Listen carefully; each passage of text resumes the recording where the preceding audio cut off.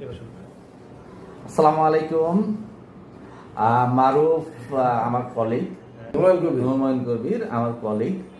আমরা অফিসের মধ্যে আছি। এখন একটা গুরুত্বপূর্ণ মেসেজটা দেওয়ার জন্য আসলে আমরা তিনজনে একসাথে হয়েছি।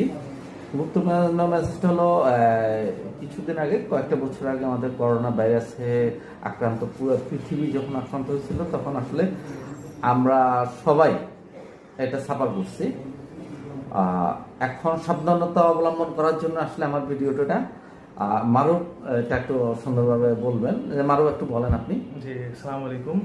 বস যেটা যে মেসেজটা দিতে চাইছে, মেসেজটা হচ্ছে কি যে আমরা বিগত 2-3 বছর আগে করোনা ভাইরাস মহামারী থেকে আমরা তো একটা করোনা থেকে আমরা উঠে চলে আসছি, বাট এখন আবার আমরা বিভিন্ন নিউজ থেকে শুনতে পাচ্ছি যে করোনার মহামারীটা আবার বাংলাদেশে প্রকোপ ধারণ করার একটা তৈরি হয়ে গেছে, যার কারণে আমরা সবাই যাতে সুস্থ থাকি এই কারণে সুস্থতা অবলম্বন করার জন্য বিভিন্ন রকম যেরকম মাস্ক পরে বাইরে যাওয়া, বেশি জনসমাগমে না যাওয়া, এই যে ব্যাপারগুলো আমরা করোনায় মেনে চলতাম, এই বিষয়গুলো আবার মেনে চলার জন্য সকলকে অনুরোধ জানানো হইতেছে।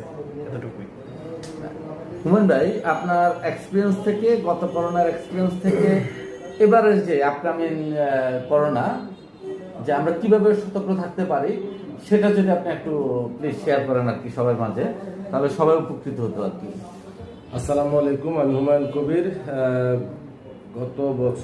গতবার যেভাবে করোনা ভাইরাস আক্রান্ত হয়েছিল পুরো পৃথিবী, সেখান থেকে আমাদের শিক্ষণীয় বিষয় হচ্ছে যে আপনারা মাস্ক পরবেন, সাথে হ্যান্ড স্যানিটাইজার রাখবেন, পাশাপাশি যেখানে জনগণ আছে, জ্যাম আছে, সেসব জায়গা এড়িয়ে চলবেন। আগে নিজে সেফ থাকুন, তারপর পরিবার সেফ রাখেন। আল্লাহ হাফেজ, আসসালামু আলাইকুম।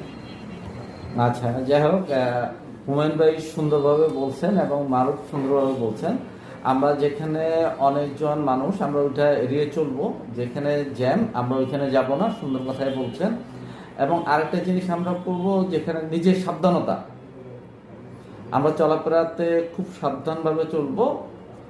আর আমরা চেষ্টা করব যে যেখানে মানুষ বেশি ভিড়ের জায়গাগুলোতে, বাজারগুলোতে আমরা যেন কম যাওয়া হয় এবং খুব সেফলি গেলেও খুব সেফলি আমরা থাকবো। মারুফ, আপনি একটু বলে দেন। আমরা তো আজকে ভিডিওটা আমাদের মূলত ছিল করোনার বিষয়ে সচেতনমূলক একটা পোস্ট। তো আমরা নিজেরা চেষ্টা করব সতর্ক থাকার, আমরা আপনাদেরকে সতর্ক থাকার জন্য আহ্বান জানাবো।